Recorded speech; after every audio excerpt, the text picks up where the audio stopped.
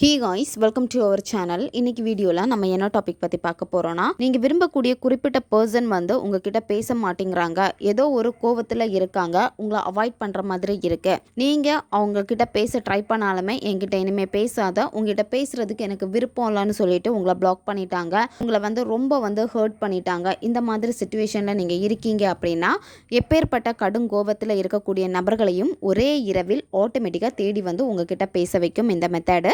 வீடியோக்குள்ளாடி முன்னாடி நம்ம சேனலை நீங்கள் இதான் ஃபஸ்ட் டைம் பார்க்குறீங்கன்னா மறக்காமல் சப்ஸ்கிரைப் பண்ணிக்கோங்க. பக்கத்தில் இருக்கிற பெல் பட்டனையும் கிளிக் பண்ணிக்கோங்க. அப்போ தான் நான் போடுற வீடியோஸ் எல்லாமே உடனுக்குடன் உங்களுக்கு நோட்டிஃபிகேஷனில் வந்துக்கிட்டே இருக்கும். வாங்க வீடியோக்குள்ளாடி போகலாம். இந்த மெத்தடை நீங்கள் யாருக்கு வேணும்னாலும் பயன்படுத்தலாம்.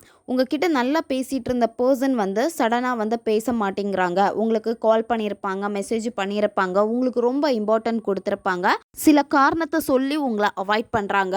ஆனால் உங்களால் அந்த பர்சன்கிட்ட பேசாமல் இருக்க முடியல. இன்னும் சிலருக்கு பார்த்திங்கன்னா காரணத்தை சொல்லாமல் அவாய்ட் பண்ணுற மாதிரி இருக்குது. ஆனால் உங்களால் அந்த நபர்கிட்ட பேசாமல் இருக்க முடியல. இந்த மாதிரி சிச்சுவேஷனில் நீங்கள் இருந்தீங்க அப்படின்னா இதை நீங்கள் தாராளமாக பயன்படுத்தலாம். நண்பர்களுக்காக நீங்கள் பயன்படுத்தலாம். ஒன் சைடு லவ்வில் இருக்கிறவங்க இந்த மெத்தடை பயன்படுத்தலாம். நீங்கள் ரிலேஷன்ஷிப்பில் இருக்கீங்க, உங்கள் ரிலேஷன்ஷிப் இப்போ பிரேக்கப் ஆகிடுச்சு, அந்த பர்சன் திரும்ப எங்கிட்ட வரணும், என்னுடைய ஞாபகம் அவங்களுக்கு வரணும் அப்படின்னு நீங்கள் நினைக்கிறீங்கன்னா அவங்களுக்காக இதை நீங்கள் பயன்படுத்தலாம். கணவன் மனைவிக்கு இடையில் பிரச்சனை பிரிஞ்சிருக்கீங்க, அவங்க உங்களுக்கு கால் பண்ணணும், அவங்க உங்களை தேடி வரணும்னு நீங்கள் நினைக்கிறீங்கன்னா அவங்களுக்காக இதை நீங்கள் பயன்படுத்தலாம். பெற்றோர் குழந்தைகளுக்காக, குழந்தைகள் பெற்றோர்களுக்காக பயன்படுத்தலாம். இந்த மாதிரி யாருக்கு வேணும்னாலும் இந்த மெத்தடை நீங்கள் செய்யலாம். இதில் ஒரு விஷயம் நீங்கள் நல்லா தெரிஞ்சுக்கணும்.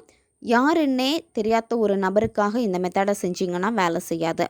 அதாவது உங்களுக்கு அந்த பர்சனை நல்லா தெரிஞ்சிருக்கும், அந்த நபருக்கு நீங்கள் யாருன்னே தெரிஞ்சிருக்காது, நீங்கள் பேசியிருக்க கூட மாட்டீங்க.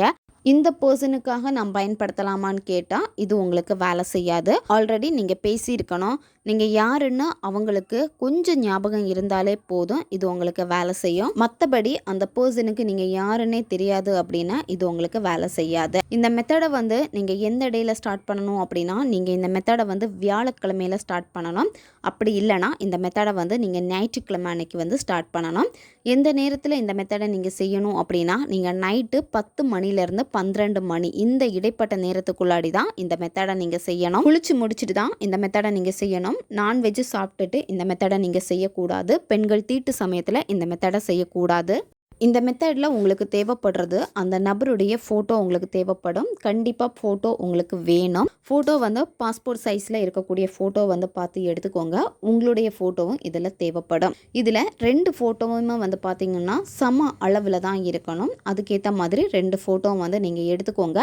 ஃபேஸ் நேரே இருக்கணும். ஃபேஸ் நல்லா கிளியராக தெரியணும். அந்த ஃபோட்டோ எடுத்துக்கோங்க. 2 ஃபோட்டோ அதே மாதிரி தான் இருக்கணும்.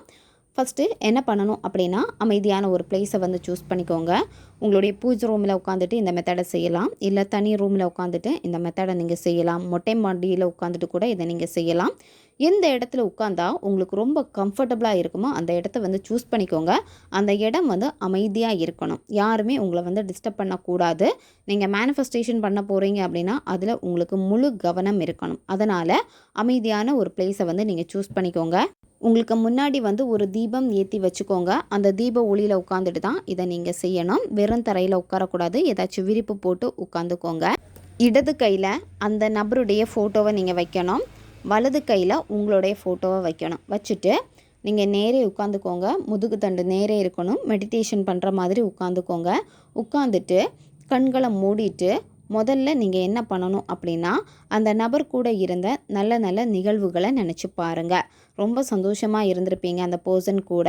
அந்த பர்சன் கூட இருக்கிறப்ப தான் சந்தோஷம்னா என்னன்னு உங்களுக்கு புரிஞ்சிருக்கும். அதிக அன்பு கொடுத்துருப்பாங்க, உங்களை ரொம்ப கேர் பண்ணியிருப்பாங்க, சப்போர்ட்டாக இருந்திருப்பாங்க, நல்ல மோட்டிவேட் பண்ணியிருப்பாங்க. உங்களுடைய கரியரில் எல்லா இடத்துலையும் உங்களுக்கு ரொம்ப சப்போர்ட்டிவான ஒரு பார்ட்னராக இருந்திருப்பாங்க. நிறைய விஷயங்கள் பார்த்திங்கன்னா உங்களுக்கு ஃபேவராக தான் அந்த பர்சன்கிட்ட இருந்தே உங்களுக்கு கிடச்சிருந்துருக்கும்.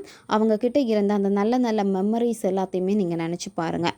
நினச்சி பார்த்துட்டு ரொம்ப சந்தோஷமான அந்த உணர்வு நிலையோட கண்களை ஓப்பன் பண்ணிவிட்டு இடது கையில் நீங்கள் வச்சுருக்கக்கூடிய அந்த பர்சனுடைய ஃபோட்டோவை நீங்கள் பாருங்கள். பார்த்ததும் ஆட்டோமேட்டிக்காக உங்களுக்கு சந்தோஷம் வரும். இன்னும் இதில் வந்து சிலருக்கு வந்து பார்த்திங்கன்னா அழுகையே வந்துடும். அந்த பர்சன் கூட இருந்தால் நல்ல மெமரிஸை நினைக்கிறப்ப ஆனந்த கண்ணீர் வந்துடும். இன்னும் சிலருக்கு வந்து பார்த்தீங்க அப்படின்னா ஒரு ஏக்கம் வரும். ஸோ இந்த மாதிரி ஏதாவது ஒரு உணர்வு நிலை இங்கே வெளிப்படும். சந்தோஷமான ஒரு உணர்வு நிலை உங்களுக்கு வருது அப்படின்னா நீங்கள் அதை ஹாப்பியான வைப்ரேஷனோட நீங்கள் வெளிப்படுத்துங்க. அதை நீங்கள் காமிக்க உங்களுடைய எனர்ஜி வந்து பார்த்திங்கன்னா அந்த நபர்கிட்ட போய் சேரும். இப்போ வந்து பார்த்தீங்க அப்படின்னா ஒரு ஏக்கம் வருது, அவங்க இல்லையே அப்படிங்கிற ஒரு தாக்கம் வருது, ரொம்ப உடஞ்சி போகிற மாதிரி இருக்குது அப்படின்னா அந்த இடத்துல உங்கள் எனர்ஜியை வந்து நீங்கள் ஸ்டாப் பண்ணணும். அதாவது இப்போ நீங்கள் வந்து நெகட்டிவாக திங்க் பண்ண ஆரம்பிச்சிங்க அப்படின்னா உடனேயே இல்லை, இது திரும்பவும் இந்த சிச்சுவேஷன் எல்லாமே எனக்கு அமையும் அப்படின்னு நீங்கள் உங்களை அலர்ட்டாக நீங்கள் இருக்கணும். அதாவது உங்கள் மைண்டை நீங்கள் தான் கண்ட்ரோல் பண்ணணும். அதுக்கப்புறம் அந்த சந்தோஷ உணர்வு நிலையை நீங்கள் கொண்டு வந்துட்டு கண்டிப்பாக நடக்கும், இதை எனக்கு பிரபஞ்சம் நடத்தி கொடுப்பாங்க அப்படின்னு நீங்கள் மனசார நீங்கள் பிரபஞ்சத்தை நினச்சிக்கிட்டே அடுத்து என்ன பண்ணணும் அப்படின்னா நீங்கள் தீபம் ஏற்றி வச்சுருப்பீங்க. அந்த தீபம் ஏற்றி வச்சுருக்கக்கூடிய நெருப்பில் உங்களுடைய கவனத்தை செலுத்துங்க. கொஞ்சம் நேரம் கண்ணை சிமிட்டாமல் அந்த நெருப்பை உத்து பாருங்கள். பார்த்துட்டு கண்களை மூடிக்கோங்க. கண்களை மூடிட்டு உங்களை நீங்கள் ரிலாக்ஸ் பண்ணிக்கோங்க. அதுக்கப்புறமா நீங்கள் என்ன பண்ணணும் அப்படின்னா உங்கள் பர்சனுடைய ஃபோட்டோவை பாருங்கள். அவங்களுடைய புருவ மத்தியை நீங்கள் ஃபோக்கஸ் பண்ணணும். கொஞ்சம் நேரம் புருவ மத்திய அப்படியே நீங்கள் ஃபோக்கஸ் பண்ணிக்கிட்டே இருங்க. கண் வந்து பிளர் ஆகிற மாதிரி இருக்கும். அப்படி இருக்கிறப்ப என்ன பண்ணணும் அப்படின்னா நீங்கள் கண்களை மூடிட்டு உங்களுடைய புருவ மத்தியில் அந்த பர்சனுடைய உருவத்தை நீங்கள் பாருங்கள். அதை அப்படியே நீங்கள் ஃபோக்கஸ் பண்ணிக்கிட்டே இந்த மந்திரத்தை நீங்கள் சொல்லணும். 108 முறை நீங்கள் சொல்லணும். இப்போ நான் உங்களுக்கு அந்த மந்திரம் என்னன்னு சொல்கிறேன். அந்த பர்சனுடைய பேர் போட்டு வஷி வஷி. இப்போ எக்ஸாம்பிள் ஒரு பேர் போட்டு சொல்கிறேன். அச்சு வஷி வஷி, அச்சு வஷி வஷி, அச்சு வஷி வஷி. 108 முறை இந்த மந்திரத்தை நீங்கள் சொல்லணும். சொல்லிவிட்டு அதுக்கப்புறம் என்ன பண்ணணும் அப்படின்னா இப்போ நீங்கள் உங்களுடைய இடது கையில் உங்கள் பர்சனுடைய ஃபோட்டோ இருக்கும், வலது கையில் உங்கள் ஃபோட்டோ இருக்கும். 2 ஃபோட்டோவையும் பார்த்தவாறு ஒன்றோட ஒன்று நீங்கள் வைக்கணும். 2 ஃபோட்டோவையும் முகம் பார்த்தவாறே தான் நீங்கள் வைக்கணும். சரியா?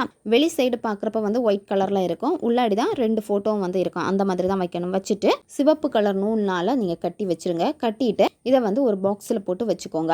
அந்த பாக்ஸில் என்ன பண்ணணும் அப்படின்னா நீங்கள் 5 ஏலக்காய் எடுத்துக்கோங்க. ஏலக்காய் வந்து பார்த்தீங்கன்னா காய்ந்து போனதாக இருக்கக்கூடாது, க்ரீன் கலரில் இருக்கக்கூடிய ஏலக்காய் தான் பயன்படுத்தணும். அந்த ஏலக்காவை லைட்டாக வந்து இடித்து எடுத்துக்கோங்க.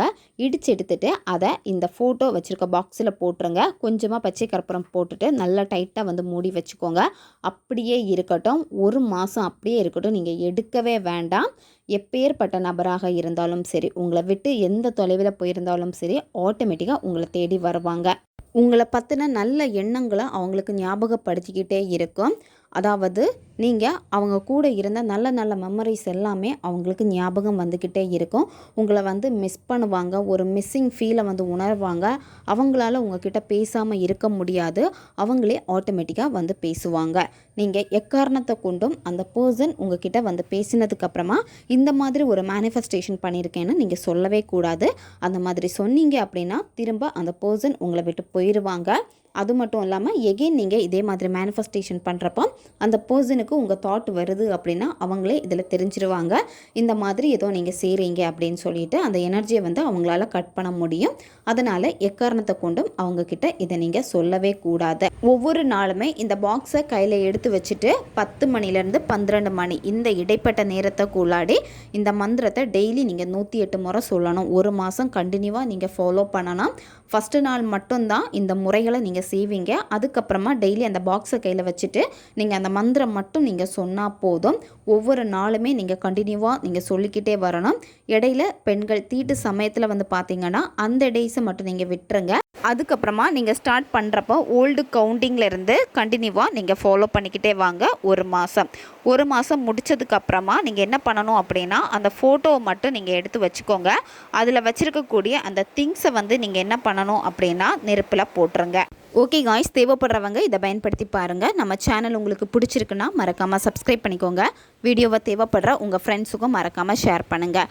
அவங்களுக்கும் இது உபயோகமாக இருக்கும். இன்னும் நிறைய வீடியோஸ் நம்ம சேனலில் அப்லோட் ஆகிட்டே இருக்கும். பக்கத்தில் இருக்க பெல் பட்டனையும் மறக்காமல் ப்ரெஸ் பண்ணி வச்சுக்கோங்க. அப்போ தான் நான் போடுற வீடியோஸ் எல்லாமே உடனுக்குடன் உங்களுக்கு நோட்டிஃபிகேஷனில் வந்துக்கிட்டே இருக்கும். அடுத்த வீடியோவில் சந்திக்கலாம். நன்றி.